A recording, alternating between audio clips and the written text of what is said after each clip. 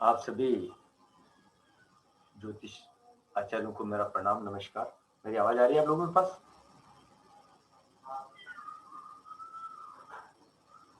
मेरी आवाज आ रही है आप लोगों के पास? हाँ, आ रही है सर, आ रही है। Okay sir.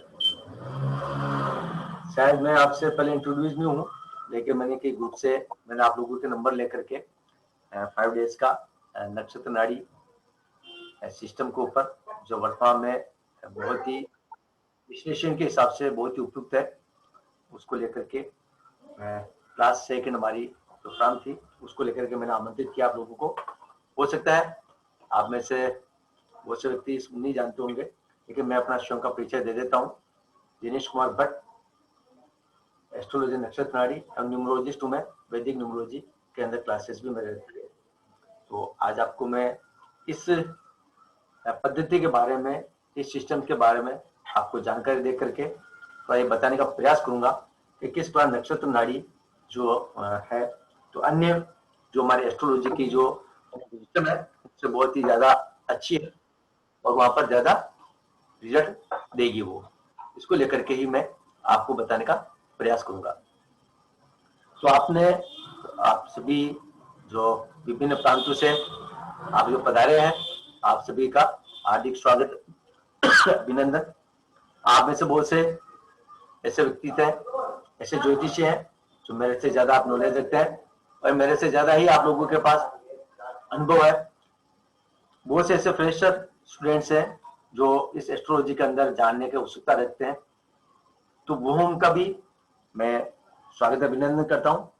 आप लोगों ने अलग अलग सिस्टम के ऊपर अलग अलग पद्धतियों के द्वारा आपने सीखा है, और एक समस्या एक लास्ट में ये आती है, प्रेडिक्शन के बाद में हम लोग जब प्रेडिक्शन कर लेते हैं तो हमारे बाद बीच में एक ही समस्या आती है कि शायद शब्द लगा करके हम उस विषय को इतिश्री कर लेते हैं, तो शायद जो शब्द लगता है वो हमारे लिए एक वापस प्रश्न चिन्ह छोड़ देता है। जब भी हम कुंडली विश्लेषण करते हैं, हम कहते हैं कि आपका काम शायद इस तारीख तक हो जाएगा, तो वो जो शायद शब्द होता है वो हमारे लिए और उस जातक के लिए, दोनों के लिए एक प्रश्न खड़ा कर देता है। तो लेकिन नक्षत्र नाड़ी की पद्धति है, सिस्टम जो है, इसके अंदर ये शब्द काम में नहीं आता है, और उसमें टॉपिक टू टॉपिक यानी घटना होने वाली इवेंट्स का टाइमिंग पीरियड बिल्कुल सिस्टम से है। वो जो टाइमिंग बताता है उस टाइम के अकॉर्डिंग उनकी वो इवेंट घटना घटित हो जाती है।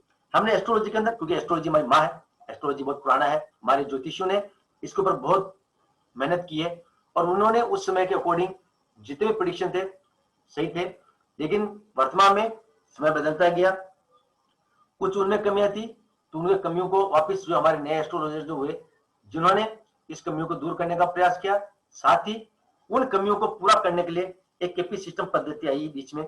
उस केपी सिस्टम पद्धति ने उनको सुझाया, आगे बढ़ाया, और केपी सिस्टम पद्धति के बाद पुनः एक नक्षत्र नाड़ी प्रोग्राम आया, जिसके अंदर सिस्टम आया जिसमें उमंग तेनाजी जी और विजय जी सर, उन्होंने इसको आगे बढ़ाया और रिसर्च का काम आगे तक चल रहा है।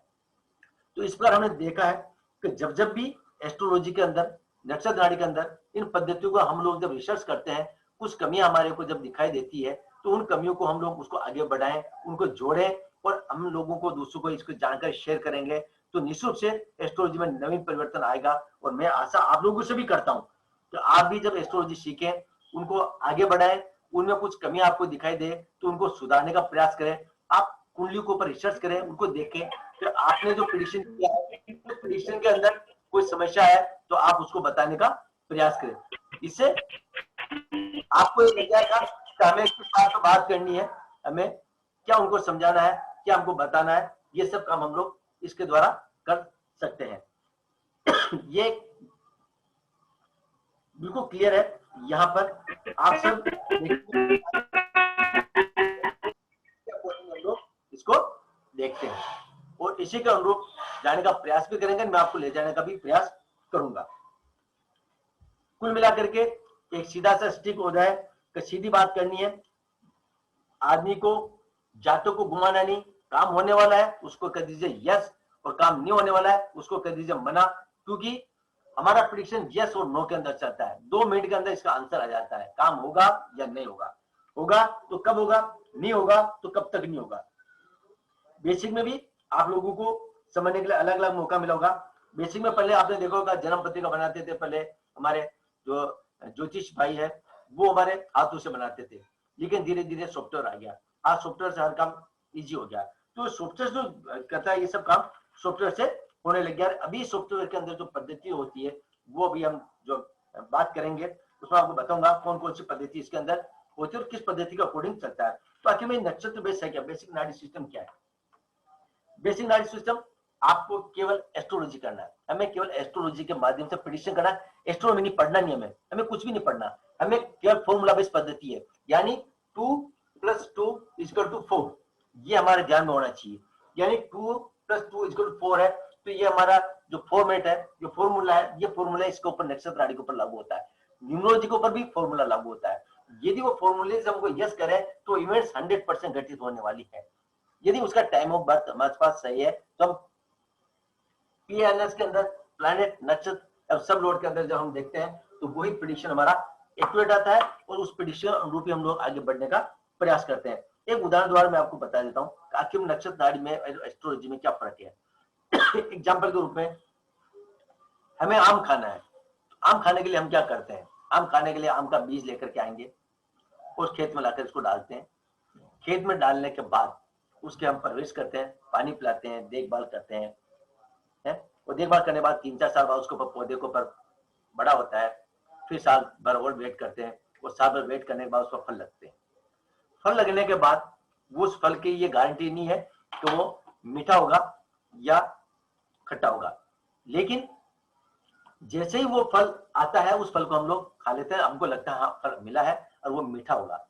लेकिन नक्षत्र नाड़ी के अंदर क्या है, यानी आपने 6 साल तक मेहनत की, 6 साल में आपको रिजल्ट मिला, उसके बाद नक्षत्र नाड़ी क्या सिस्टम करता है?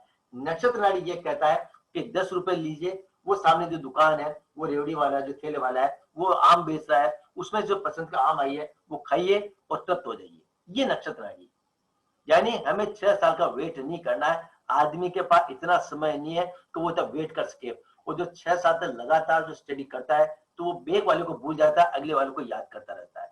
यानी किताब आपने देखा होगा, एक एक प्लैनेट के ऊपर वो एक बड़ी बड़ी किताब लिखी हुई है, एक एक हाउस के ऊपर बड़ी बड़ी किताब लिखी हुई है। युति प्रतियुति दशा अंतरदशाओं का द्वारा भी हम देखते हैं, D1 चंद्रमा की गोचर देखते हैं, वर्तमान देखते हैं। ये सारी स्थितियां जो होती है वो कुंडली के अंदर होती है। उसका अध्ययन करने के बाद व्यक्ति के पास आप पहुंचते हैं तो वो आपको रिजल्ट प्रॉपर में नहीं दे पाता। लेकिन नक्षत्र नाड़ी के अंदर हमको इसके दिशा के अंदर या D9 के अंदर चंद्रमा के ऊपर हमें कहीं पर भी उसका एनालिसिस नहीं करना, हमें डायरेक्ट हमारे टॉपिक को चलना, उस टॉपिक के अकॉर्डिंग हमको उसका प्रेडिक्शन करना। इसी को लेकर के मैं आपके पास चलूंगा। यानी इसका एक सिद्धांत क्लियर है जो है सब लोड, यानी जो कहा था सब लोड जो पीएनएस है, पीएनएस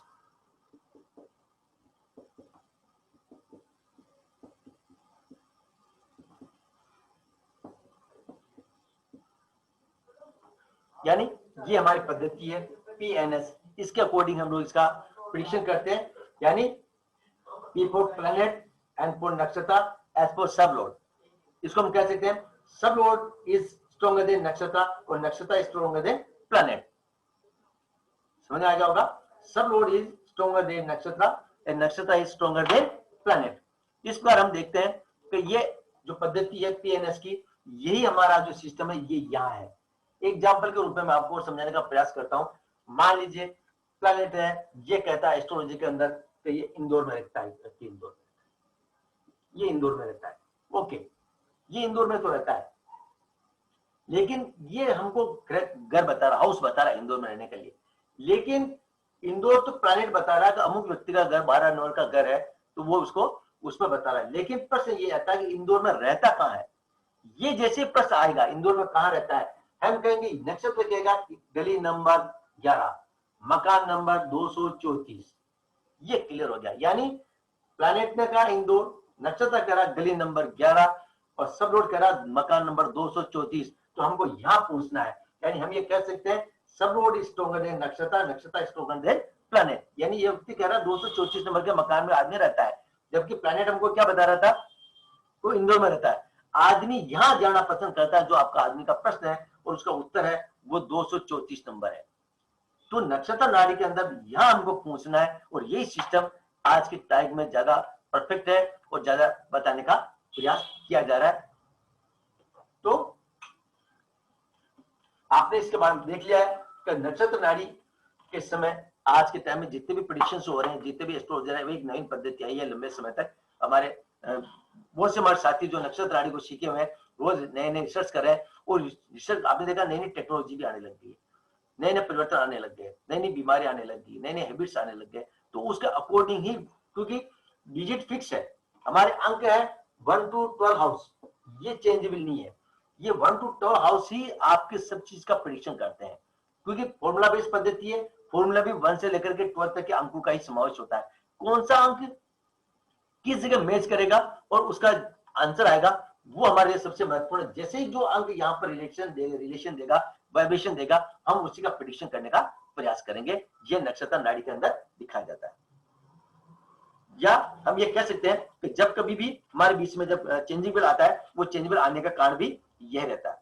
ये 5 रूल्स की पद्धति है। एक रूल्स मैंने आपको बताया, बाकी रूल्स हम आगे पढ़ते जाएंगे और मैं आपको बताता चला जाऊंगा। देखिए इसी के अंदर यदि हम देखते हैं, आपने देखा होगा ये हमारी जन्म कुंडली,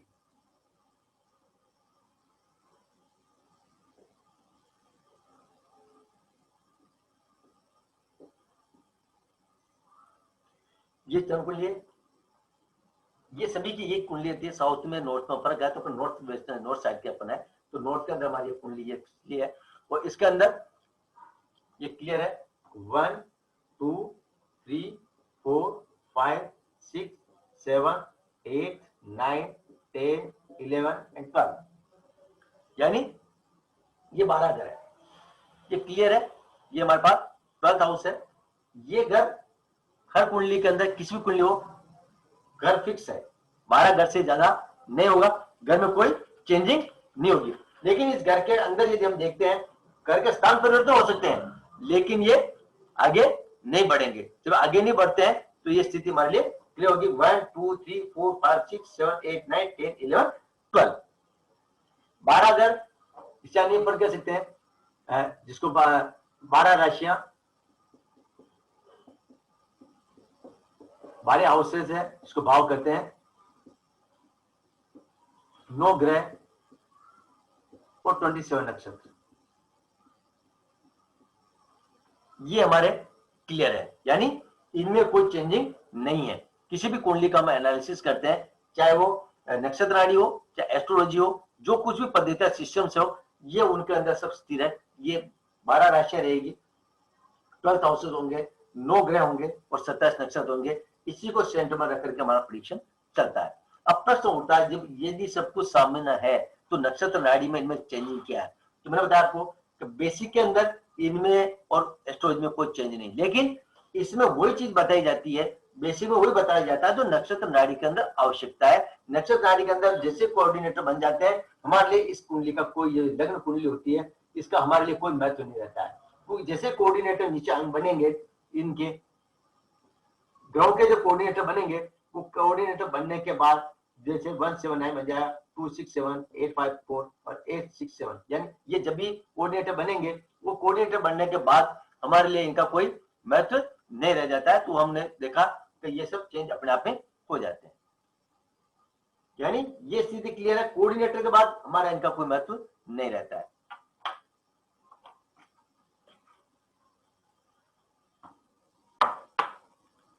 अब आता प्रश्न आता है कि इतना सब कुछ बेसिक नॉलेज क्या है जिसके अकॉर्डिंग हम बात करना चाह रहे हैं, आखिर में क्या है? क्योंकि बहुत से मेरे विद्वान साथीगण ज्योतिषी हैं, वो इसके बारे में जानते हैं, राशि के बारे में भी जानते हैं, हाउस के बारे में भी जानते हैं, ग्रहों के बारे में भी जानते हैं और नक्षत्रों के बारे में जानते हैं। लेकिन मेन प्रश्न आता है, जो हमारा फ्रेश स्टूडेंट है, यदि मैं डायरेक्टली नक्षत्र नाड़ी के अंदर आ जाऊंगा, हो सकता है समझ में नहीं आ पाएगा।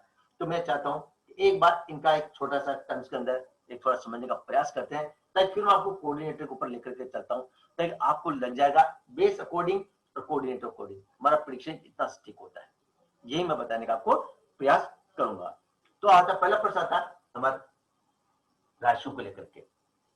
हमारी राशियां कौन सी? 12 राशियां हैं। आखिर 12 राशियां हमारे को क्या काम आती है? क्या इनके गुण धर्म है? इनकी पहचान कैसे कर सकते हैं? कौन सी राशि किस नंबर की है? तो ये सब बातें हम देखते हैं। पहला हमारा 12 राशियों को लेकर के।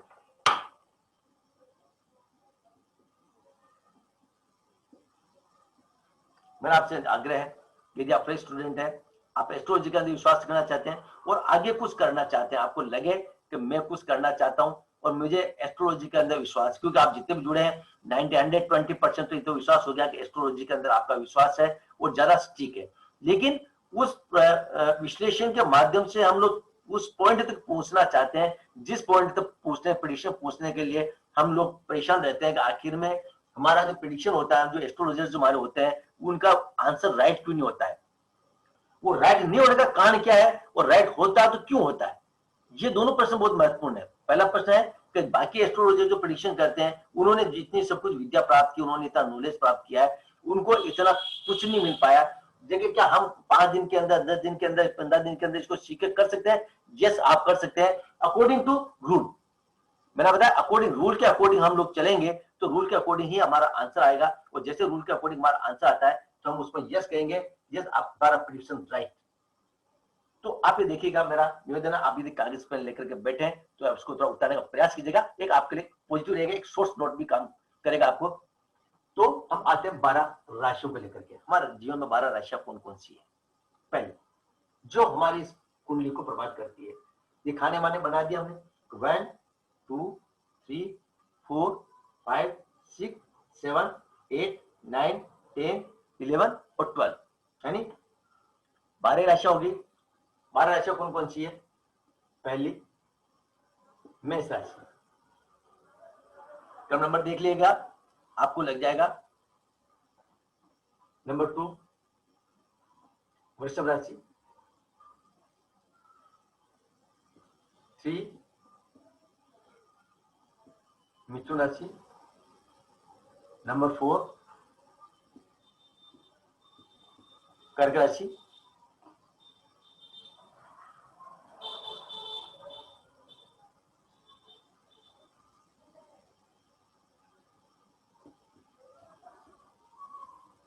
सिंह राशि, नंबर 6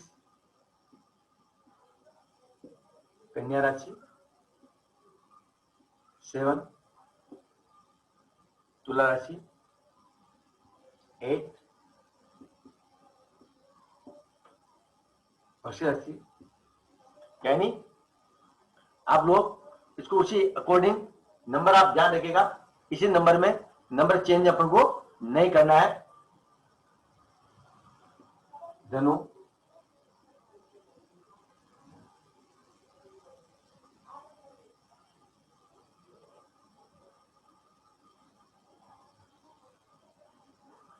ये 5 तक ठीक है।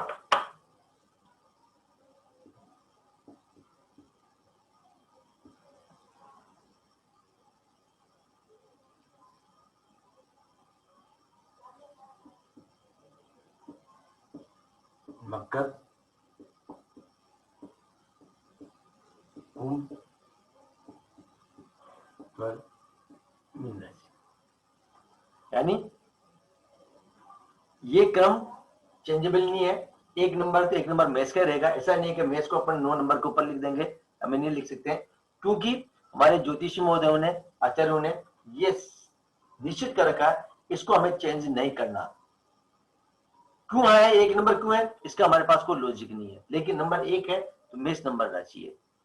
यानी पहला नंबर 1 है मेष राशि, नंबर 2 वृषभ राशि, नंबर 3 ये मिथुन राशि, नंबर 4 कर्क राशि, नंबर 5 सिंह राशि, नंबर 6 कन्या राशि, 7 तुला राशि, नंबर 8 वृश्चिक राशि, नंबर 9 धनु राशि, नंबर 10 मकर राशि, नंबर 11 कुंभ राशि और नंबर 12 मीन राशि। इस पर हमारे 12 राशियां इन 12 खानों के अंदर निश्चित है। कोई भी राशि एक खाने के अंदर डबल रिपीट नहीं होती है, यानी ये खाने कभी एक नंबर परिवर्तनशील है, अंक परिवर्तनशील है, राशियां परिवर्तनशील है। ये खाने जो बने रखे हैं ये 12 ही हैं, ये चेंजेबल नहीं है, ये आप ध्यान रखिएगा। ये कभी कभी आपको एस्ट्रोलॉजी में बहुत सी बार कंफ्यूज हो जाता है कि ये खाने जब चेंज हो जाते हैं ये अंक चेंज हो सकते हैं, लेकिन ये जो घर है ये घर 12 ही रहेंगे। और 12 घरों की अपनी विशेषताएं हैं।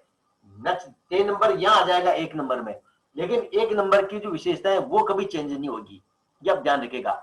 नंबर 10 की अपनी विशेषता है और नंबर 1 की अपनी विशेषता है, नंबर 9 की अपनी, यानी 9 ग्रहों की अपनी विशेषता है और 17 नक्षत्र उनकी अपनी विशेषता है, यानी वो सब मिलकर के इसका प्रेडिक्शन देते हैं वो। और एस्ट्रोलॉजी के अंदर तो वो ज्यादा हम डीपली जाते हैं, लेकिन हमको ज्यादा डीपली इसलिए जाना क्योंकि हमारा जो पद्धति है फॉर्मूला बेस्ड पद्धति है, और जब फॉर्मूला बेस्ड पद्धति है तो हमें केवल वही देखना है जिसकी हमें आवश्यकता है। यदि हम ज्यादा उसके अंदर उलझेंगे तो हम लोग आगे नहीं बढ़ पाएंगे। तो आपको ज्यादा डीपली नहीं जाना, क्योंकि मैं फॉर्मूला बेस्ड पद्धति को लेकर के आने वाला हूँ। मैं फॉर्मूले से आपको लेकर के चलूंगा कि प्रिडिक्शन हमारा फॉर्मूले के आधार पर कैसे होता है। लेकिन जैसे हम लोग इसको एस्ट्रोलॉजी में चेंज किया, एस्ट्रोलॉजी में क्या होगा, जैसे यहाँ पर गुरु बैठा है, एग्जाम्पल ग्रुप है, अब गुरु की 7वीं दृष्टि यहाँ पर, 5वीं दृष्टि यहाँ पर, 9वीं दृष्टि यहाँ पर, यानी हम दृष्टि में उड़ जाएंगे 1 5 7 9, ये वाली स्थिति आ जाएगी।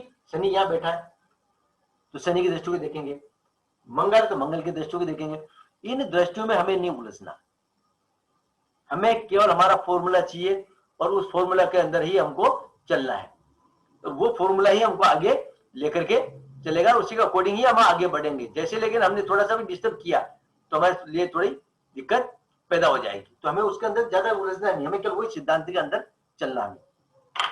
शायद आप लोगों को समझ में आ रहा होगा, हो सकता है मेरे भाई वो से ऐसे हैं जो इस बारे में जानते होंगे, लेकिन मैं ये दिखाने का प्रयास कर रहा हूँ कि एक बेसिक फ्रेश जो स्टूडेंट्स हमारे आ रहे हैं वो उनको ज्यादा हम लोग कितना आगे बढ़ा सके, बात कर सके, क्योंकि एक बेसिक नॉलेज उनका होना बहुत जरूरी है।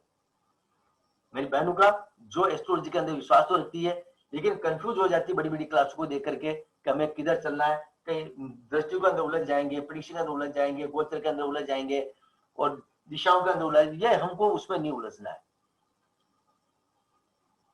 अब हमारा आता अगला पॉइंट, इनके करने के बाद आखिर में इन राशियों के बारे में बात करते हैं कि इनके जो नेचर है वो नेचर कैसे होंगे। तो हम आते हैं, राशियां आपके साथ मेरे हिसाब से क्लियर समझ में आगे होगी। घर 12 है, अंक 12 दिखाई दे दिए, राशियां 12 है, राशियों का अंक बिल्कुल निश्चित है, यह आप विशेष रूप से ध्यान रखिएगा।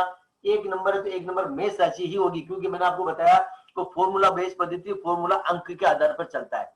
आपको अंक पहचान करना है, घर पहचान करनी है कि ये अंक क्या आपको शो कर रहे हैं, इन अंकों के आधार पर चलेंगे। प्लैनेट भी हमारे अंकों के आधार पर है, हर चीज अंक के आधार पर है इसके ऊपर। और जब अंक के आधार पर हम चलेंगे तो आपको ये क्लियर हो जाना चाहिए कौन सा अंक आपको कौन सी राशि बता रहा है, कौन सा अंक आपको कौन से हाउस के ऊपर बता रहा है, ये सब हमारा क्लियर हो जाएगा।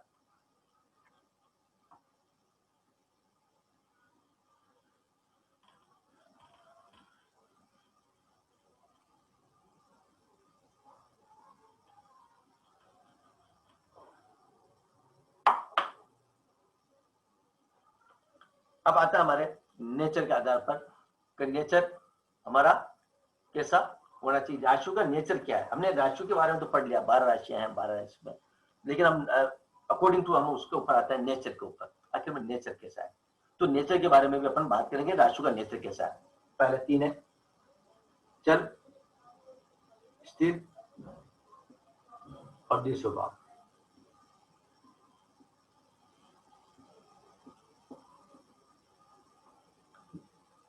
बहुत ही इजी समझने के अंदर आपको लगेगा कि इनको कैसे याद किया जाए। कंफ्यूज के अकॉर्डिंग नहीं करना, आपको जो सीखना है जोली मूड में सीखना है, टेंशन नहीं रखना है। टेंशन रखेंगे तो कुछ भी आपको हासिल नहीं होगा। टेंशन में केवल ये मिलेगा आपको कि चाहे कितनी भी क्लास अटेंड कर ली, कंसेप्ट क्लियर नहीं हुआ।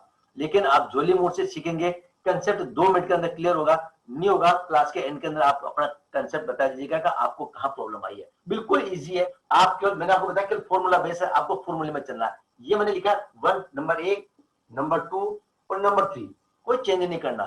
चल चल स्थिर द्विस्वभाव, यानी चलायमान है, एक स्थिर है, एक द्विस्वभाव वाली है।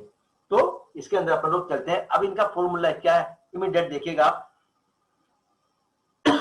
12 राशियां 1 2 3 4 5 6 7 8 9 10 11 12। देखिए बहुत इजी, कोई दिमाग नहीं लगाना। कंफ्यूज स्थिति कब पैदा होती है, ये वाली कंफ्यूज स्थिति पैदा हो जाती है।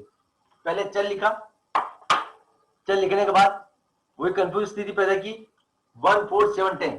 अब ये कंफ्यूज हो गया, ये 1 कहां से आया, 4 कहां से आया, 7 कहां से आया, 10 कहां से, ये कंफ्यूज स्थिति होगी। हमें कंफ्यूज वाले में नहीं पढ़ना। अधिकतर कंफ्यूज आप यहाँ देखेंगे ये क्या लिखा हुआ है, 4 यहाँ लिखा हुआ है, 7 यहाँ लिखा है, 10 यहाँ लिखा हुआ है, हम कंफ्यूज हो जाएंगे। देखिए हम कंफ्यूज में नहीं पढ़ना, हमें पहले से फॉर्मूला में क्लियर करना है। चल, तीर और द्विशुभा,